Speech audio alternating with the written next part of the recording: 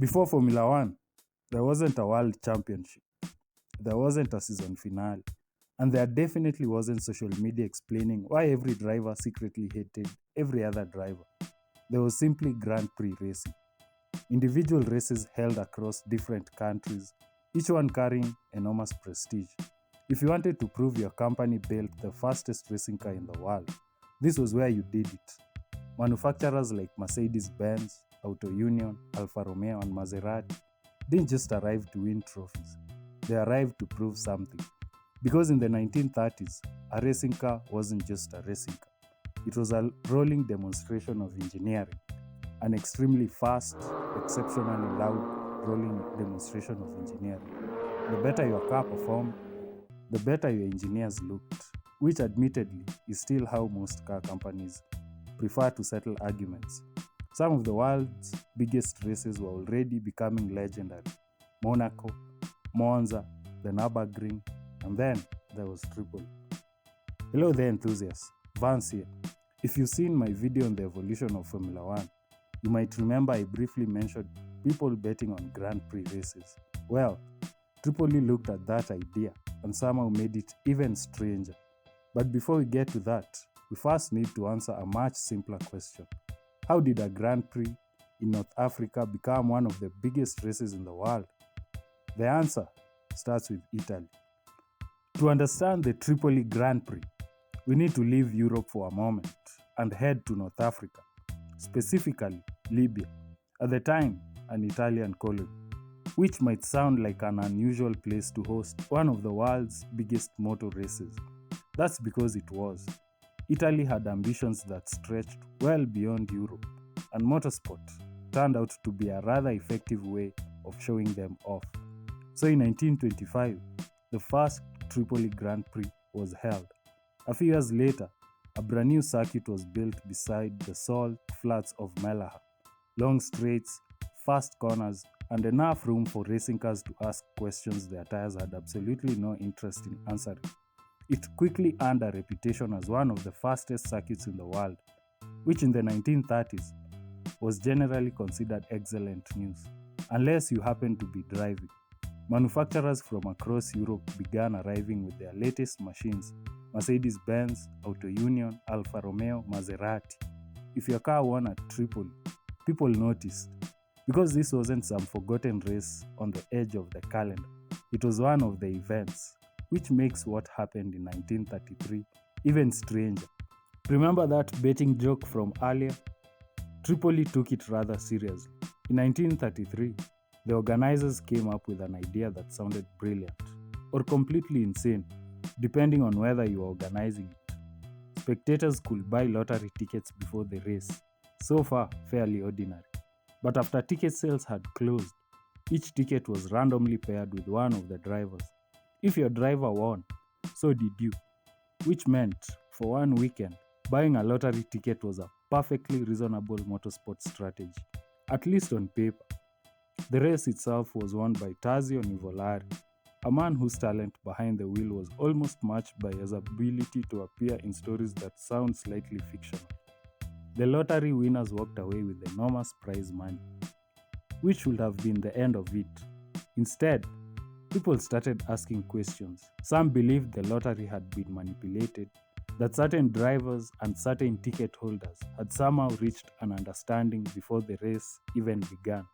To this day, no one has ever produced conclusive proof, but the rumors refused to disappear, which meant one of the world's greatest Grand Prix races had also become one of its greatest mysteries, and somehow that wasn't even the most important thing happening at Tripoli, because by the end of the decade, something much bigger arrived: the Silver Arrows. By the mid-1930s, Grand Prix racing was changing. Winning wasn't enough anymore. Now, you had to dominate. Mercedes-Benz arrived with the Silver Arrows. Auto Union answered with machines that looked like they'd accidentally driven out of the future. The rivalry pushed engineering to places few people thought possible: supercharged engines, lightweight construction, speeds that sounded ambitious, even by today's standards. Which is slightly concerning, considering the drivers were essentially sitting in front of a very large fuel tank. Tripoli became one of the biggest stages for this battle. Victory here wasn't just another win, it was proof that your engineers, your drivers, and your machines could beat the very best in the world. For spectators, it must have felt like watching the future unfold, one very loud, occasionally sideways piece at a time. But while Tripoli was becoming one of the world's great races, it wasn't Africa's only Grand Prix. Thousands of kilometers to the south, another story was just getting started. Nearly 10,000 kilometers away, another Grand Prix was beginning to make a name for itself, the South African Grand Prix. The first race was held in 1934. By now, Grand Prix racing had become the proving ground for the world's greatest manufacturers. But unlike Tripoli, South Africa wasn't trying to copy anyone. It was building its own place in motorsport. The circuit at East London overlooked the Indian Ocean, which is a wonderfully scenic place to discover you've entered a corner slightly faster than intended. The race attracted serious machinery, serious drivers, and increasingly serious attention. Because once word spread that South Africa could host a Grand Prix worthy of the name, the world's racing community took notice. What I find interesting is how naturally all of this happened. Today, the idea of top level motorsport in Africa sometimes feels like a new conversation. Back then, it wasn't. It was simply another stop on a growing Grand Prix calendar, a rather important one, as it turned out. And while Tripoli's stories would eventually fade into history, South Africa was only just getting started. So, why Africa? It's a fair question. Because if Grand Prix racing was centered in Europe, how did two African races become some of the biggest on the calendar? Part of the answer was geography. The Mediterranean made Tripoli far more connected to Europe than a map might first suggest. Ships could transport cars, equipment, and entire racing teams across the sea. Still not exactly convenient, but considerably easier than asking a Grand Prix car to swim. South Africa's story was different. By the 1930s, it already had a growing motoring culture, wealthy enthusiasts, and organizers determined to stage races that could stand alongside the best. Neither race became important by accident. They earned their place. Because if you're Mercedes Benz or Alfa Romeo, you don't travel thousands of kilometers simply because someone asked nicely. You go because the race matters.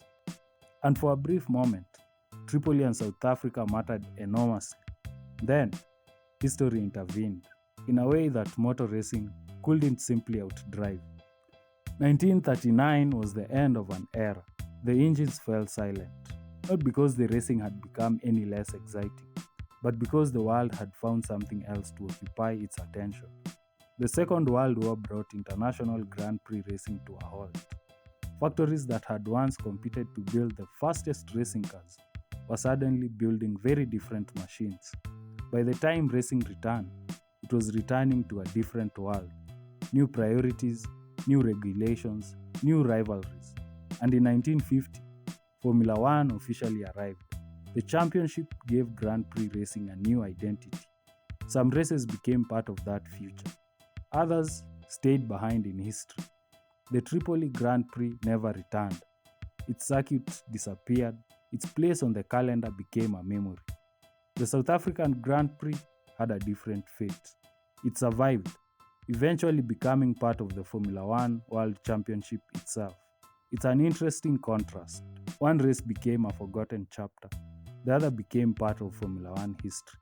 Both had once stood on the same continent, and for a brief moment, near the very top of world motorsport. When people ask whether Formula One should race in Africa, it's usually a conversation about the future, the next circuit, the next contract, the next Grand Prix. History asks a slightly different question. What if this isn't a return? What if it's a continuation? Because long before Formula One became the global championship we know today, Africa had already welcomed Grand Prix racing, not as a novelty, not as an experiment, but as an important part of the sports story. Some chapters become famous, others quietly gather dust.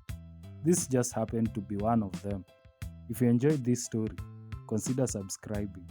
You never really know what's going to show up next. Sometimes it's a luxury saloon trying to live up to its own legend. Sometimes it's a forgotten Grand Prix in North Africa. Sometimes history takes a wrong turn and you end up following it for 12 minutes.